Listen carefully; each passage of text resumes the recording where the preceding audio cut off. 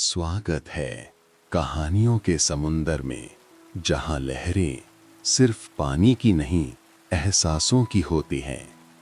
हर कहानी एक नया सपना बुनती है, एक याद, एक सुकून भरा पल छोड़ जाती है। कमरे की लाइट धीमी कर लीजिए, तकिया पास खींच लीजिए और खुद को इन शब्दों की दुनिया में खो जाने दीजिए। तो चलिए शुरू करते हैं आज की कहानी। स्टेशन का नाम था शिवपुर। कभी ये बस एक साधारण नाम था। टिकट पर छपता था, घोषणा में सुनाई देता था और लोग इसे सुनकर बेसब्री से अपने सामान की तरफ बढ़ जाते थे। लेकिन अब कुछ महीनों से कागजों में इसके आगे एक और शब्द जुड़ गया था, सीमा। नक्शों पर, फाइलों में, दफ्तरों की बातों में शिवपुर अब सीमा स्टेशन कहलाने लगा था। पर प्लेटफॉर्म पर लगी पीली ट्यूबलाइटों को इन सब से कोई मतलब नहीं था। वे तो वैसे ही जलती थीं, शाम होते ही टिमटिमाने लगतीं और रात गहराते गहराते एक ठंडी सफेद थकान में बदल जातीं। विनोद ने इन बत्तियों को सालों से ऐसे ही देखा था। करीब 25 साल से वही स्टेशन मास्टर, वही मेज, वही रजिस्टर, वही प्लेटफॉर्म। उसे हर ट्रेन की आवाज पहचान में आती थी। कौन सी मालगाड़ी है, कौन सी यात्री, किसकी ब्रेक थोड़ी सख्त है, किसका इंजन पुराना हो चुका है। पहले के दिनों में सुबह की पहली पैसेंजर से लेकर रात की आखिरी मेल तक स्टेशन कभी सच में सोता नहीं था। दिन भर चाय वाले की आवाज, पूरी सब्जी की खुशबू, बच्चों के रोने चिढ़ने की आवाजें और यात्रियों की बेचैन बातचीत सब मिलकर एक शोर बनाते थे जो विनोद के लिए घर जैसा हो चुका था। फिर धीरे धीरे सब बदलने लगा। शहरों में बैठने वालों ने नक्शे पर एक लकीर खींच दी, एक तरफ ये, दूसरी तरफ वो। कागज पर कलम चली, पर उसका असर लोगों की जिंदगियों पर पड़ा। शिवपुर रोड अचानक दो दुनियाओं के बीच बैठ गया। इधर से उधर, उधर से इधर। ट्रेनें तो चलती रहीं, पर चेहरों की शक्ल बदलने लगी। कुछ वक्त तक डर, अफवाह और चिंता का दौर रहा। फिर लोग सच में निकलने लगे। सूखे सूटकेस, बंधे बिस्तर, गोद में उठाए बच्चे, सब इस स्टेशन से गुजरे। और फिर एक दिन ऐसा आया जब भीड़ कम हो गई। जो जाना चाहते थे अधिकतर जा चुके थे। जो रह गए उनका रहना ही एक तरह का सवाल था कि हम किस तरफ के हैं। विनोद अब रात में ट्रेन की सीटी से ज्यादा खामोशी की आवाज सुनता था। पटरियों पर अब भी उसी तरह लोहा चमकता, पर उस चमक में पहले जैसी जल्दबाजी नहीं थी। उस शाम भी आसमान हल्का धूसर था। दिन भर बादल बने रहे, पर बारिश नहीं हुई। हवा में ठंडक थी जो हड्डियों तक नहीं पहुंचती, बस त्वचा के ऊपर ऊपर घूमती रहती। विनोद ने ड्यूटी रजिस्टर पर आज की तारीख दर्ज की, कल की ट्रेन की टाइमिंग देखी और फिर मेज पर रखी पुरानी टेबल लैंप जला दी। पीली रोशनी ने कागज के ऊपर एक गोल दायरा बना दिया। कक्ष के बाहर प्लेटफॉर्म पर कुछ ही लोग थे। 2-3 सिपाही, एक बूढ़ा यात्री जो बेंच पर बैठा खांसते खांसते ऊँघ रहा था, और दूर कोने में 2 छोटे से साए। विनोद ने नजर उठाकर देखा, वे साए उसे अनजान नहीं थे। एक पतला सा लड़का, करीब 10 साल का, कंधे पर फटा हुआ बैग लटकाए, हाथ में एक छोटी डिब्बी जिसमें ब्रश और पॉलिश की डिब्बियां रखी थीं। उसके पास बैठी थी एक छोटी सी लड़की, 6 साल से ज्यादा नहीं, पतली सी चोटी, गंदे मगर संवरे हुए कपड़े और आंखों में एक अजीब सी नमी और उत्सुकता का मिश्रण। विनोद इन्हें पहचानता था, अब्दुम और उसकी छोटी बहन। कभी ये लड़का दिन भर प्लेटफॉर्म पर घूम घूम कर यात्रियों के जूते पॉलिश किया करता था। साहब, पॉलिश करा लो। उसकी पतली आवाज ट्रेन के शोर में भी साफ सुनाई देती थी। यात्रियों में से कुछ उसकी ओर देख लेते, कुछ अनसुना कर देते, कुछ हंसते, कुछ झिड़क देते। फिर भी दिन के अंत तक उसके हाथ में 2-4 सिक्के आ ही जाते थे। कभी रोटी, कभी चाय, कभी बहन के लिए किसी छोटी सी चीज का इंतजाम हो जाता था। लेकिन ये पहले की बात थी। अब जब से लोगों की दिशाएं बदलने लगी हैं और ट्रेनें ज्यादा डर बढ़ाने लगी हैं, कमीज पर लगी पॉलिश से ज्यादा डर के धब्बे दिखाई देने लगे हैं। तब से अब्दुल के पास पॉलिश करने को बहुत कम जूते बचे थे। यात्रियों की जगह अब ज्यादातर रखवाली करने वाले लोग या सरकारी अफसर दिखाई देते थे, जिनके जूतों पर पहले ही चमक होती थी या जिन्हें किसी बच्चे के हाथ की जरूरत महसूस नहीं होती थी। कुछ हफ्ते पहले तक अब्दुल के साथ उसके अब्बू भी हुआ करते थे। प्लेटफॉर्म पर चाय और बिस्किट बेचते, कभी आवाज लगाते, कभी धीमी बातों में दूसरे फेरी वालों से रोजी रोटी की चिंता बांटते। फिर एक दिन भीड़ बहुत बढ़ गई थी। कहा जा रहा था कि एक खास ट्रेन आएगी जिसमें बहुत लोग उधर से इधर या इधर से उधर आएंगे जाएंगे। उस दिन की अफरा तफरी में अब्दुल ने पहले अपनी पॉलिश की डिब्बी संभाली, फिर बहन का हाथ पकड़ा, पर जब उसने मुड़कर देखा तो अब्बू कहीं दिखाई नहीं दिए। किसी ने कहा वे ट्रेन में चढ़ गए होंगे, किसी ने कहा उन्हें दूसरी तरफ पहुंचा दिया गया होगा। कोई नहीं जानता था कि वास्तव में क्या हुआ। अब्दुल उस रात बहन का हाथ थामे स्टेशन की सीढ़ियों पर बैठा रहा।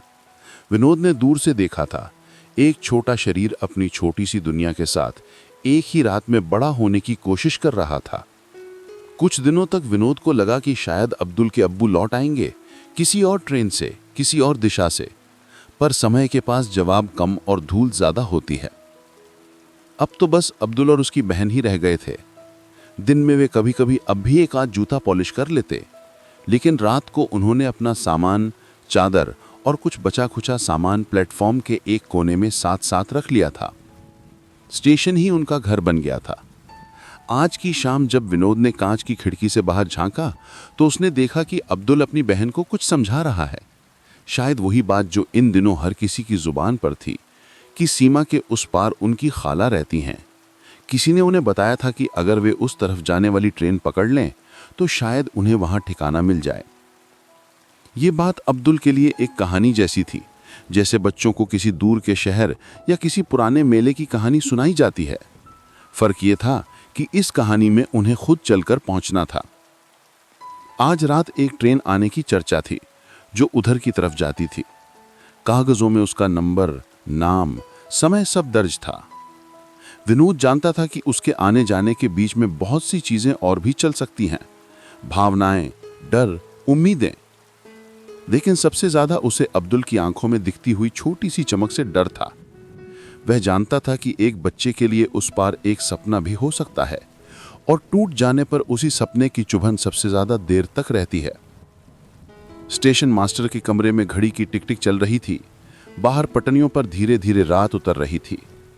विनोद ने रजिस्टर पर एक बार फिर निगाह डाली, फिर खिड़की से बाहर देखा। दो छोटे से साए अब भी वहीं थे, पीली बत्ती के नीचे, अपने अपने छोटे छोटे सपनों के साथ। बरसात उस रात नहीं आई, लेकिन हवा ठंडी थी और प्लेटफॉर्म की पीली बत्तियां जैसे झपक रही थीं। दूर कहीं मेंढक टर रहा, फिर सब चुप।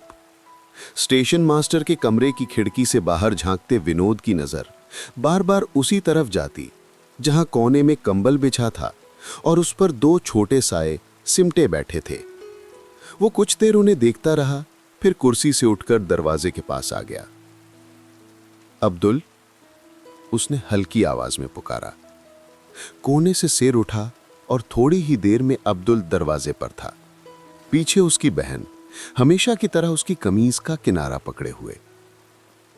जी बाबू साहब। अब्दुल दहलीज पर रुक गया। अंदर आओ दोनों, विनोद ने कहा। रात ठंडी हो रही है, थोड़ी देर कमरे में बैठ जाओ। अब्दुल ने प्लेटफॉर्म पर पड़ी अपनी छोटी सी गठरी की तरफ देखा, फिर बहन की ओर। चल, उसने धीरे से कहा और दोनों कमरे में आ गए। अंदर की पीली रोशनी में उनका दुबला पतला शरीर और छोटा लग रहा था। जारा दीवार के पास चुपचाप खड़ी हो गई, जैसे किसी अनजान जगह में पांव रखते हुए डर लगता है। तुम्हारा नाम तो मैं जानता हूं अब्दुल, और तुम्हारा? उसने नरमी से जारा से पूछा। उत्तर फिर भी अब्दुल ने ही दिया, जारा। स्कूल जाती हो जारा? विनोद ने पूछा। जारा ने हल्का सा सिर हिलाया, नहीं। अब्दुल ने जोड़ा, स्कूल का नाम सुना है बस, गए नहीं कभी। पहले अब्बू के साथ चाय बेचते थे, फिर वो रुक गया। आगे की बात बिना कहे भी साफ थी। विनोद ने बात बदल दी। आज कुछ खाया तुम दोनों ने? थोड़ी रोटी थी, अब्दुल ने कहा। जारा ने आधी खा ली, आधी बात के लिए रख दी है। विनोद ने मेज के दराज से अपना टिफिन निकाला। सूखी रोटी, थोड़ी सब्जी और गुड़। उसने टिफिन उनकी तरफ बढ़ा दिया। ये खा लो, उसने कहा। मैं इतना अकेले नहीं खा पाऊंगा, और खाली पेट ट्रेन का इंतजार अच्छा नहीं होता। नहीं बाबू साहब, आप। अब्दुल झिझका, पर गुड़ देखती जारा की आंखों में चमक आ चुकी थी। कल फिर बन जाएगा, उसने हल्की हंसी के साथ कहा। आज मेरी तरफ से, बाद में तुम मेरी चप्पलों की पॉलिश कर देना, हिसाब बराबर। अब्दुल को यह बात ठीक लगी। उसने टिफिन लिया, पहले जारा के सामने रखा। जारा ने धीरे धीरे रोटी तोड़ी, छोटे छोटे निवाले लेते हुए खाने लगी। गुड़ का टुकड़ा मुंह में जाते ही उसके चेहरे पर थोड़ी नरमी आ गई। कुछ देर वे बस खाते रहे, और विनोद उन्हें देखता रहा। उसे अपने बच्चों की याद आई जो अब शहर में थे, पर कभी इसी प्लेटफॉर्म के किनारे रोटी गुड़ खाकर सो जाते थे। वो आज रात वाली ट्रेन, अब्दुल ने खाना खत्म करने के बाद धीरे से पूछा, वो सच में सीमा के उस पार जाएगी ना बाबू साहब? विनोद ने उसकी ओर देखा। कागजों में तो यही लिखा है, उसने शांत स्वर में कहा। जो लोग उधर जाना चाहते हैं उनके लिए। तो हम भी जा सकते हैं? अब्दुल ने सीधा पूछा। उसकी आंखों में बस एक जांचती हुई उम्मीद थी। क्यों जाना है तुम्हें? विनोद ने पूछा। अब्दुल कुछ पल चुप रहा। यहां अब हमारा कौन है? उसने धीरे से कहा। अब्बू अम्मी उस दिन भीड़ में खो गए। सब कहते हैं पता नहीं किधर चले गए। लोग कहते हैं सीमा के उस पार हमारी खाला रहती हैं। अब्बू कहते थे एक दिन ले चलूंगा दोनों को। अब अब्बू नहीं है तो सोचा शायद ट्रेन ले जाएगी हमें। जारा ये सब सुनते हुए भाई के और नजदीक सिमट गई। उसका हाथ अब उसकी बाजू पकड़े था। विनोद ने दीवार पर टंगे नक्शे की तरफ देखा। उसी नक्शे पर अब एक नई लकीर बनी थी, जो कागज पर सीधी दिखती, पर लोगों की जिंदगी में टेढ़ी मेढ़ी हो चुकी थी। तुम्हें अपनी खाला के गांव का नाम याद है? उसने फूले माथे से पूछा। कुछ नूर जैसा, उसने धीरे से कहा। पूरे नाम से ज्यादा अब्बू का चेहरा याद है जब बोलते थे। विनोद ने गहरी सांस ली। वो जानता था कि ट्रेन पकड़ना आसान है, पर उसके बाद किस प्लेटफॉर्म पर कौन उतारेगा, कौन पहचान लेगा, कोई नहीं जानता। लेकिन उम्मीद पर सीधे चोट करना उसके बस में नहीं था। देखो, उसने धीमी आवाज में कहा, ट्रेन पर बैठना ही सब कुछ नहीं होता। उधर पहुंचकर कौन मिलेगा, कहां उतारेंगे, कौन पहचान ले, ये सब भी जरूरी है। मैं यहां तक तुम्हें रास्ता दिखा सकता हूं, उसके आगे तुम और ऊपर वाला दोनों मिलकर देखोगे। अब्दुल ने सिर झुकाकर बात सुनी। हम बस कोशिश करना चाहते हैं, यहां कुछ भी नहीं बचा। इस एक वाक्य ने कमरे की हवा बदल दी। विनोद की आंखें खिड़की की तरफ गईं। वही प्लेटफॉर्म, वही पीली लाइट, वही पटरी। उसके लिए तो सब कुछ यहीं था, और इन बच्चों के लिए बस एक खाली पड़ाव। तभी जारा की नजर कोने में रखी एक पुरानी तख्ती पर पड़ी। ये क्या है बाबू साहब? उसने पूछा। इस पर हम गिनती लिखा करते थे, कितनी बोरियां आईं, कितनी गईं। नाम भी लिख सकते हैं क्या? अब्दुल ने तुरंत पूछा। क्यों नहीं? विनोद ने पुरानी चौक उठाई। अब्दुल कुछ पल चुप रहा, फिर बोला, तो हमारा नाम लिख दीजिए इस पर, ताकि कहीं मिट ना जाए। विनोद ने तख्ती अपनी तरफ खींची। शब्द छोटे थे, पर वजन बहुत। उसने ध्यान से लिखा, अब्दुल। फिर उसके नीचे जारा। काले पाट पर सफेद अक्षर उभर आए। दो नाम जो अभी तक सिर्फ आवाज थे, अब किसी सतह पर दर्ज हो गए थे। देखो, उसने तख्ती उनकी तरफ घुमा दी। अब अगर सब बदल जाए, स्टेशन, सरहद, ट्रेनें, तब भी यहां तुम्हारे नाम रहेंगे। जारा ने आंखें सिकोड़कर अपना नाम पहचानने की कोशिश की। ये मेरा है? उसने पूछा। हां, ये तुम्हारा है। अब्दुल ने उंगलियों से स्लेट को हल्का सा छुआ। चौक का बारीक चूरा उसकी उंगलियों पर लग गया। उसे लगा जैसे पहली बार किसी ने उसके होने को लिख दिया हो। कुछ देर कमरे में चुप्पी रही। बाहर से पटरियों की हल्की खनखनाहट आई, जैसे दूर कोई इंजन अपनी जगह बदल रहा है। घड़ी ने 10:30 बजने का इशारा किया। अब तुम दोनों बाहर जाकर बैठो, विनोद ने नरमी से कहा। जब ट्रेन की सीटी सुनाई देगी मैं भी प्लेटफॉर्म पर आ जाऊंगा। जारा ने टिफिन धीरे से उसकी तरफ बढ़ाया। धन्यवाद के लिए उसके पास शब्द नहीं थे, पर नजरें बहुत कुछ कह रही थी। दोनों भाई बहन फिर बाहर चले गए। प्लेटफॉर्म की हवा और ठंडी हो चुकी थी। उन्होंने अपना कंबल कोने में बिछाया जहां से पटरियां दिखती थीं। जारा ने सिर भाई के कंधे पर रख दिया। आंखों में नींद और बेचैनी दोनों थीं। विनोद दरवाजे पर खड़ा उन्हें देखता रहा। फिर उसने टोपी उठाई, जेब में रखी छोटी सीटी को टटोला और प्लेटफॉर्म का एक चक्कर लगाने निकल पड़ा। खंभों के नीचे से गुजरते हुए उसे लग रहा था जैसे स्टेशन चुपचाप सुन रहा हो कि आज रात किसका रास्ता बदलने वाला है। रात अब पूरी तरह उतर आई थी। आसमान काला नहीं बल्कि गहरा नीला था, जिसमें कहीं कहीं बादलों की पतली धारियां तैर रही थीं। प्लेटफॉर्म की पीली बत्तियां अब और ज्यादा अकेली लगने लगी थीं, जैसे हर खंबे पर कोई थका हुआ पहरेदार खड़ा हो जो कई रातों से सोया ना हो। विनोद धीमे धीमे चलते हुए प्लेटफॉर्म के दूसरे सिरे तक गया। वहां से पटरियां दूर तक सीधे सीधे जाती दिखती, फिर कहीं अंधेरे में घुल जाती। हवा में लोहे की हल्की गंध थी और कहीं दूर किसी इंजन के बहुत धीमे से चलने की आवाज, जो कान से ज्यादा एहसास से सुनी जाती है। वापसी के रास्ते में उसकी नजर फिर अब्दुल और जारा पर पड़ी। दोनों कंबल पर बैठे थे। जारा आधी लेटी हुई, आधी उठी हुई, जैसे सोने और जागने के बीच की किसी जगह पर अटकी हो। अब्दुल घुटनों पर हाथ रखकर आगे झुका था, आंखें कहीं दूर, शायद उसी दिशा में जहां से ट्रेन आने वाली थी। विनोद उनके पास पहुंचा। नींद नहीं आ रही? उसने हल्के स्वर में पूछा। अब्दुल ने सिर हिलाया। डर लगता है कि अगर सो गए तो ट्रेन निकल जाएगी। ट्रेन इतनी चुपके से नहीं आती, विनोद ने कहा। उसकी सीटी दूर से सुनाई देगी और मैं भी यहीं हूं ना। जारा ने मुंह से कुछ नहीं कहा, पर धीरे धीरे अपना चेहरा कंबल में छुपाने लगी। उसके छोटे छोटे पांव ठंडी जमीन से ऊपर उठकर कंबल में घुस गए। तुम्हें ठंड लग रही है? विनोद ने पूछा। अब्दुल ने कहा, थोड़ी, पर ठीक है। विनोद कुछ पल चुप रहा। फिर उसने प्लेटफॉर्म के खंबे के पास रखी लकड़ी की मोढ़ी उठाई और वहीं उनके पास बैठ गया। यह पहली बार था जब वो इस तरह उनके साथ प्लेटफॉर्म पर बैठा था।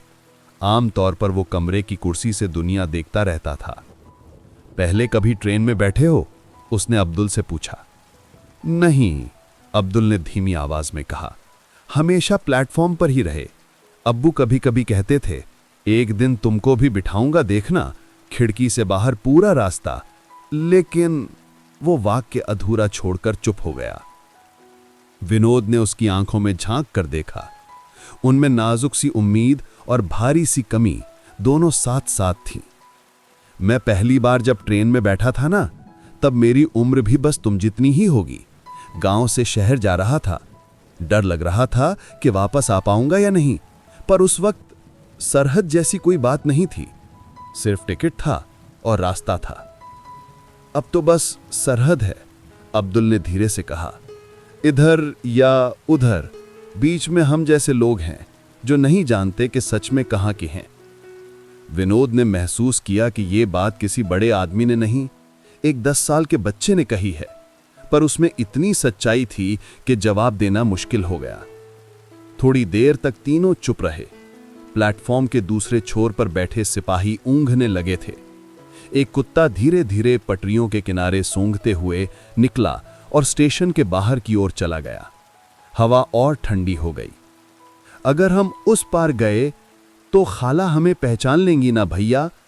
जारा की हल्की आवाज अचानक गूंजी। अब्दुल ने जल्दी से उसकी तरफ देखा। अब्बू कहते थे पहचानेंगी, उसने कहा। उन्होंने हमें बताया था कि हम गए तो खाला हमारे लिए हलवा बनाएंगी, याद है? जारा की आंखों में हल्की चमक सी आई। हां, हलवा, उसने बहुत धीरे से दोहराया, जैसे ये शब्द अकेले ही उसे कुछ गर्माहट दे गया हो। विनोद ने सोचा, कितनी अजीब बात है कि किसी दूसरे देश, दूसरे शहर, दूसरे घर का ख्याल इन बच्चों के लिए सिर्फ एक चीज पर टिक गया है, हलवा। उनके लिए घर का मतलब शायद किसी के हाथ से बना मीठा स्वाद है, कोई चेहरा नहीं, सिर्फ एक एहसास। और अगर, वो रुक रुक कर पूछी, अगर खाला ना मिले तो? अब्दुल ने इस सवाल का सामना नजरें फेर कर किया। उसने दूर अंधेरे की तरफ देखा और एक पल को उत्तर नहीं दिया। ये सवाल उसके लिए नया नहीं था, पर वो हर बार इसे अपने अंदर ही रोक लेता था। फिर भी हम वहां होंगे जहां हम जैसे और लोग होंगे, यहां तो हम बस दो ही हैं। विनोद ने उसके शब्दों में छिपा अकेलापन महसूस किया। शिवपुर रोड जो कभी लोगों से भरा रहता था, अब वास्तव में इन 3 लोगों की दुनिया बन गया था, वो खुद, अब्दुल और ज़ारा। तुम्हारे जैसे लोग हर जगह हैं अब्दुल, विनोद ने धीरे से कहा। बस कहीं चाय बेचते हैं, कहीं जूते पॉलिश करते हैं, कहीं टिकट काटते हैं। फर्क इतना है कि नक्शा इनमें से कुछ को इधर और कुछ को उधर बोल देता है। अब्दुल ने उसकी ओर देखा। और आप? उसने पूछा। आप इधर के हैं या उधर के? विनोद मुस्कुरा नहीं पाया। मैं स्टेशन का हूं, उसने धीमी आवाज में कहा। जो ट्रेन जहां जाती है उसके बाद भी यहीं रह जाता हूं। मैं ना पूरी तरह इधर जाता हूं ना उधर। आप कहीं जाते नहीं? कभी कभी छुट्टी में बच्चों के पास शहर जाता हूं, पर सच कहूं तो मुझे सबसे ज्यादा चैन यही मिलता है। पटरी की आवाज, सीटी की धुन, टिकट की हल्की सी गंध, मैंने खुद को इन्हीं के साथ जोड़ लिया है। तो फिर जब ये स्टेशन, अब्दुल ने आगे बढ़कर पूछा, अगर ये भी बदल जाए तो आप कहां जाएंगे? ये सवाल विनोद ने खुद से कई बार पूछा था। उसने बस इतना कहा, जहां मुझे अगली ड्यूटी मिलेगी, पर शायद दिल वहीं रहेगा जहां पहली बार इतना खाली प्लेटफॉर्म देखा था। घड़ी ने 11 बजने की ओर इशारा किया। विनोद के कमरे में रखे पुराने ट्रांजिस्टर से हल्की सी गड़बड़ाहट आती, फिर किसी दूर के स्टेशन की खबर, फिर से सन्नाटा। बीच बीच में कभी कभार किसी ट्रेन की आवाजाही की हल्की सूचना मिलती। अचानक ट्रांजिस्टर से एक स्पष्ट सी आवाज उभरी, शिवपुर रोड, रात 12 बजे, स्पेशल ट्रेन, सीमा की ओर। आवाज पूरी साफ नहीं थी, पर विनोद इतना सुन चुका था कि उसके दिल की धड़कन थोड़ा तेज हो गई। उसने जल्दी से ट्रांजिस्टर अपनी ओर खींचा, वॉल्यूम बढ़ाया। बाकी शब्द फिर गड़बड़ाहट में खो गए। अब्दुल ने उसकी ओर देखा। आ रही है? उसने तुरंत पूछा। लगता तो ऐसा ही है, विनोद ने शांत रहने की कोशिश करते हुए कहा। रात 12 बजे के आसपास। ज़ारा ने कंबल को थोड़ा और कसकर पकड़ लिया। बहुत देर है अभी। थोड़ी देर, विनोद ने कहा, पर जितना तुम सोचोगी उतनी लंबी लगेगी। अगर आंखें बंद कर लो तो शायद जल्दी भी बीत जाएगी। नींद आएगी तो अगर बुलावा आ जाए तो मैं खुद आवाज दूंगा, विनोद ने दृढ़ता से कहा। तुम दोनों यहीं हो, मैं भूल नहीं सकता। अब्दुल को उसकी बात में भरोसा था। फिर भी उसने ज़ाहरा के पास बैठकर उसके बालों पर हल्का हाथ फेरना शुरू किया, जैसे उसके लिए भी और खुद के लिए भी ये कहना ज़रूरी हो कि मैं यहीं हूँ। विनोद कुछ देर उनके साथ बैठा रहा, फिर उठा और बोला, मैं एक बार सिग्नल वाले के पास होकर आता हूँ। अगर कोई खबर आई तो तुम्हें बता दूंगा। वो प्लेटफॉर्म के दूसरे सिरे की ओर चला गया, जहाँ एक छोटा सा कैबिन था। अंदर लाल हरी झंडियाँ, कुछ पुराने लिवरें, एक बत्ती। वहाँ बैठा सुरेश, जो कई सालों से सिग्नल संभालता था, कागज देखने का बहाना करते हुए ऊँग रहा था। सुरेश, विनोद ने पुकारा, रात वाली स्पेशल का क्या संदेश आया? सुरेश ने आंखें मलते हुए कहा, अभी रेडियो से सुना है, ऊपर से बोल रहे हैं कि 12 से थोड़ा बाद पहुंच सकती है। भीड़ ज्यादा नहीं होगी, लेकिन कौन जाने ऊपर क्या प्लान हो। विनोद ने खिड़की से बाहर झांका। पटरियों पर कहीं कोई रोशनी नहीं थी। यहाँ 2 बच्चे हैं, विनोद ने धीरे से कहा, अकेले, सोच रहे हैं कि उस ट्रेन से सीमा पार चले जाएं। दिल नहीं मानता कि इन्हें यूं ही छोड़ दूं, पर सुरेश गंभीर हो गया। जिम्मेदारी भारी है साहब, पर हम कौन होते हैं किसी के भाग्य का पुल तय करने वाले। फिर भी अगर भेजो तो एक कागज पर नाम लिख देना, शायद उधर वाले स्टेशन पर कोई हमारे जैसा आदमी मिल जाए जो इन्हें आगे रास्ता दिखा दे। ये बात विनोद को नहीं लगी। उसने सोचा अगर कोई मदद की पतली सी डोरी भी बन सके तो शायद बच्चों की यात्रा उतनी अकेली ना लगे। ठीक है, उसने कहा, मैं कुछ लिख देता हूँ, देखेंगे कौन पढ़ता है। वो अपने कमरे में लौटा, मेज पर रखे कागजों में से एक साफ पन्ना निकाला, कलम उठाई। देर तक उसे घुमाता रहा क्योंकि शब्द खुद ब खुद नहीं आते, उन्हें बुलाना पड़ता है, खासकर तब जब एक छोटा सा वाक्य किसी की जिंदगी की सबसे बड़ी सांत्वना बन सकता हो। आखिर उसने लिखा, जिन्हें ये चिट्ठी मिले, ये 2 बच्चे अब्दुल और ज़ारा सीमा पार करके कहीं जगह ढूंढ रहे हैं। अगर आपके स्टेशन पर ये पहुंचें और अगर आपके बस में हो तो इन्हें एक ठिकाने तक पहुंचा दीजिए। इनके बारे में ज्यादा कुछ नहीं जानता, सिवाय इसके कि इन्होंने अपनी उम्र से ज्यादा खोया है और अब भी कुछ पाने की उम्मीद बाकी है। Shivpur road station master Vinod. उसने कागज मोड़ा और जेब में रख लिया। ये कोई सरकारी दस्तावेज नहीं था, न कोई गारंटी, पर उसके मन को लगा कि बेबसी के बीच भी उसने कुछ किया है। जब वो फिर बाहर निकला तो देखा कि अब्दुल बैठा बैठा झपकने लगा है। सिर आगे को गिरता, फिर अचानक उठ जाता। ज़ारा अब पूरी तरह कंबल में लिपटी नींद में डूबी हुई थी, पर उसकी पकड़ अब भी भाई की बाजू पर कस कर की। विनोद उनके पास गया और धीरे से कहा, अगर तुम चाहो तो थोड़ी देर लेट जाओ दोनों, मैं सीटी सुन लूंगा और उठाकर बुला दूंगा। अब्दुल ने थकी आंखों से उसकी ओर देखा। आप सच में बुलाएंगे? सच में, विनोद ने कहा। स्टेशन मास्टर झूठ बोल दे तो ट्रेन पटरी पर कैसे चले? अब्दुल हल्का सा मुस्कुराया, फिर कंबल में घुसकर ज़ारा के पास लेट गया। दोनों के सिर एक ही दिशा में थे, पांव पटरियों की ओर। कंबल की पतली परत के नीचे 2 छोटे से उभार दिखाई दे रहे थे, जैसे मिट्टी के नीचे उगते 2 पौधों की कौंपलें। विनोद मूढ़ी पर बैठ गया, ठीक उनके सामने। उसकी आंखें पटरियों पर थी, पर ध्यान बच्चों पर।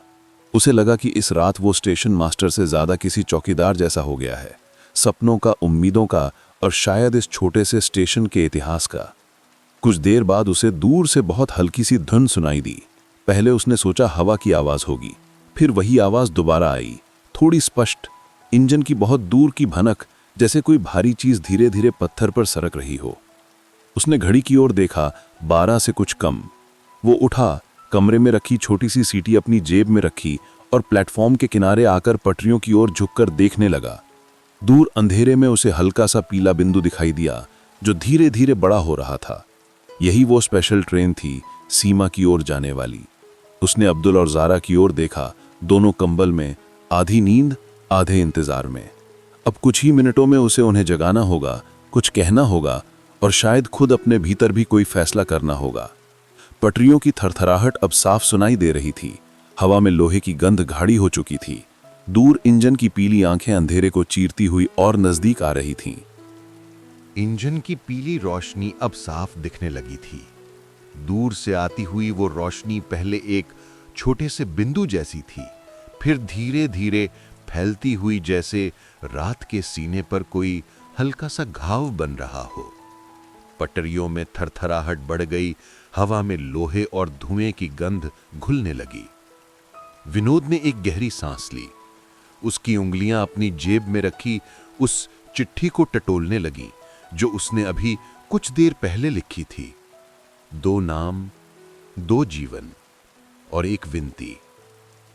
वो मोढ़ी से उठकर कंबल के पास झुकते हुए धीरे से बोला, अब्दुल, उठो बेटा। कंबल के नीचे हल्की सी हरकत हुई।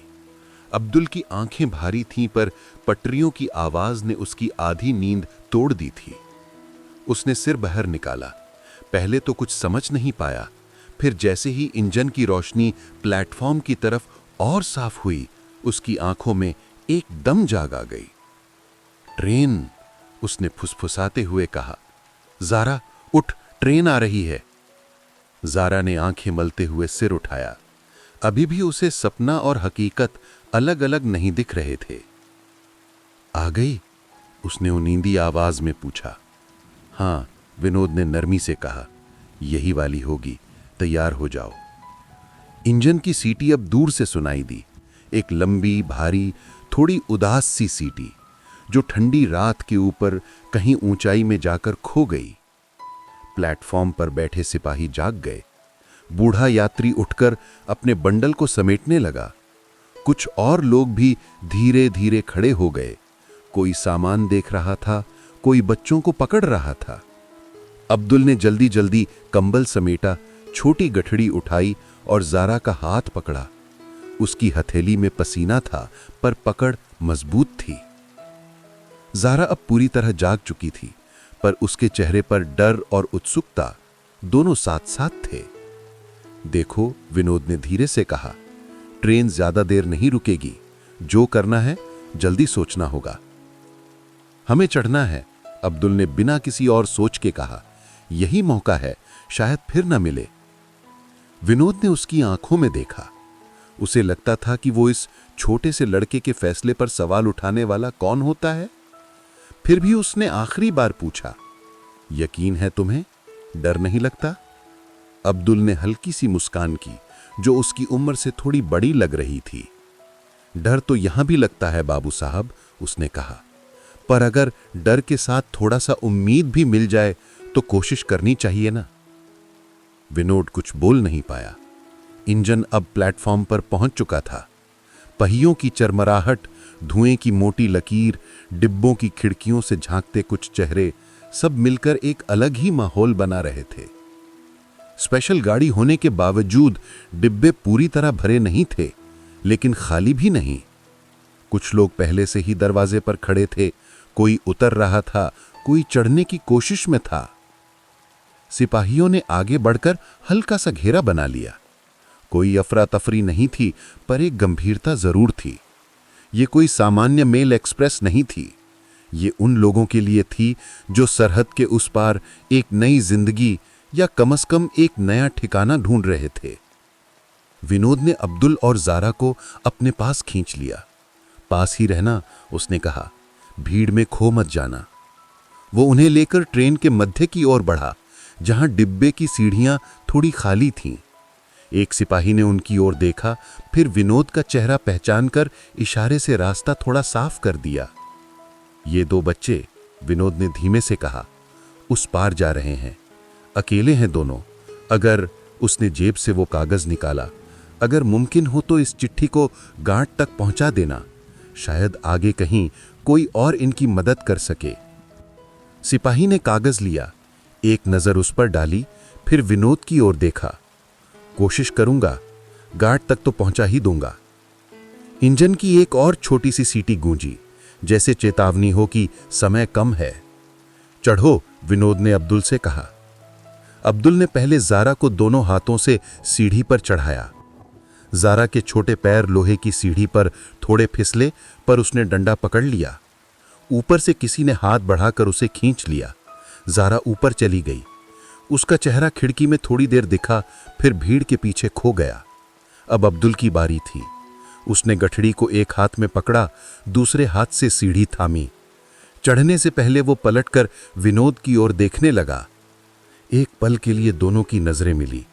प्लेटफॉर्म की पीली रोशनी में उन आंखों के बीच ना कोई वादा था, ना कोई गारंटी, बस एक विश्वास जो शब्दों के बिना भी समझ आता है। जाओ, विनोद ने शांत लेकिन गहरे स्वर में कहा, अपनी बहन का हाथ मत छोड़ना। अब्दुल ने सिर हिलाया। उसके हल्के होठों से एक शब्द निकला जो ट्रेन के शोर में शायद किसी और ने नहीं सुना, शुक्रिया। वो सीढ़ी चढ़ने लगा। ऊपर पहुंचते ही उसने खिड़की से सिर बाहर निकाला और इधर उधर देखा। ज़ारा 2 सीटों के बीच खड़ी उसे ही ढूंढ रही थी। उसने आवाज दी, ज़ारा, यहां हूं, और अंदर चला गया। विनोद प्लेटफॉर्म पर खड़ा रह गया। ट्रेन के पहिए फिर धीरे धीरे घूमने लगे। इंजन ने एक गहरी सांस ली, जैसे भारी शरीर को फिर आगे खींचने की तैयारी कर रहा हो। पटरियों पर धातु की आवाज फिर बढ़ गई। धीरे धीरे डिब्बे चलने लगे। खिड़कियों से हवा का रुख बदल गया। विनोद ने आगे बढ़कर कोशिश की कि एक बार और उन बच्चों की झलक मिले, पर लोगों के चेहरे, सूटकेस, बंडल और बीच बीच में आती धुंधली रोशनी सब मिलकर एक धुंधला दृश्य बन गए। एक क्षण के लिए उसे लगा उसने ज़ारा को खिड़की के पास देखा। उसका छोटा हाथ कांच पर टिका हुआ, आंखें बाहर की तरफ, पर वो पक्का नहीं कह सकता था कि वो वही थी या किसी और की बच्ची। ट्रेन धीरे धीरे रफ्तार पकड़ने लगी। पहले प्लेटफॉर्म के खंभे पीछे जाते दिखे, फिर स्टेशन की इमारत, फिर सिग्नल का खंभा, और फिर एक लंबी सीधी पटरी जो अंधेरे में कहीं खो जाती थी। विनोद वहीं खड़ा ट्रेन को जाते हुए देखता रहा। उसकी आंखों में कुछ था, आंसू भी नहीं, नमी भी नहीं, बस एक ऐसा एहसास जो बह नहीं पाता लेकिन भीतर कहीं बहुत गहराई में उतर जाता है। ट्रेन की आखिरी बोगी की लाल बत्ती भी आखिर में छोटी होती होती गायब हो गई।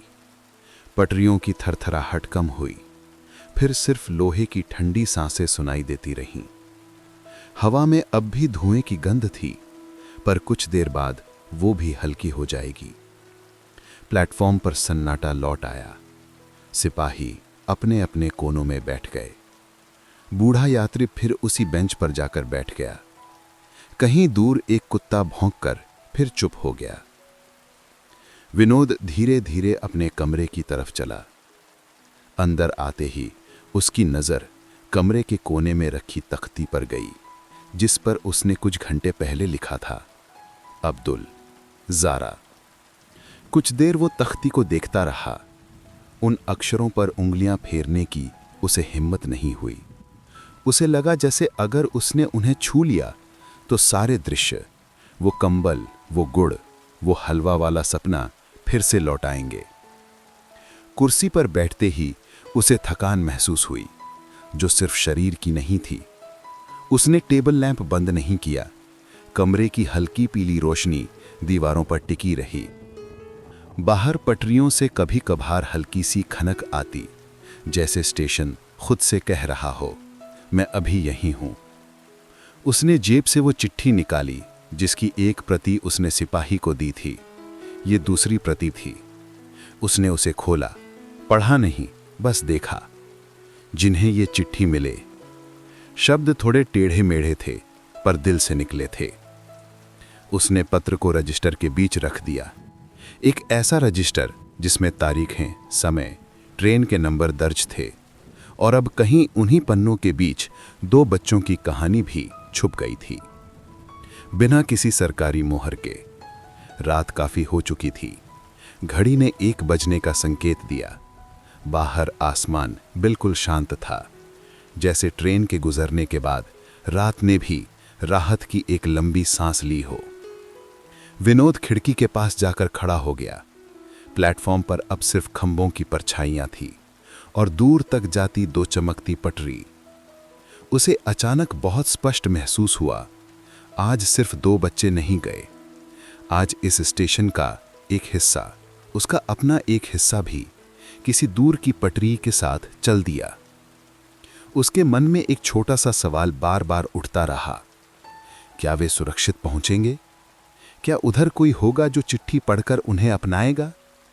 क्या उनकी खाला सच में मौजूद होंगी या फिर सिर्फ एक कहानी ही रह जाएंगी? इन सवालों का कोई जवाब नहीं था। ट्रेन के जाने के बाद स्टेशन मास्टर के लिए बस इंतजार बचता है, अगली ट्रेन का, अगली सुबह का, या किसी खबर का जो शायद कभी ना आए। उसने खिड़की बंद की, लैंप की रोशनी धीमी कर दी और कुर्सी पर ही सिर टिकाकर बैठ गया। आंखें अपने आप भारी होने लगीं। उस उनींदेपन में उसे ऐसा लगा जैसे प्लेटफॉर्म पर अभी भी 2 छोटे छोटे साए बैठे हों और किसी दूर की पटरी से आती हल्की आवाज के साथ उठकर फिर चल दिए हों। शायद कहीं किसी दूसरे स्टेशन पर कोई ऐसा ही आदमी खड़ा होगा जो उन्हीं पटरियों को उसी तरह देख रहा होगा। शायद उसकी मेज पर भी एक कागज होगा जिस पर वही 2 नाम लिखे होंगे, अब्दुल, ज़ारा। शायद और शायद नहीं भी। और बस यूं ही एक और लहर ने अपनी कहानी कह दी। अगर ये कहानी दिल को छू गई हो तो कहानियों के समुंदर को सब्सक्राइब कीजिए और अगली लहर का इंतज़ार कीजिए, क्योंकि हर रात एक नई कहानी लेकर आती है। हाँ, शुभ रात्रि।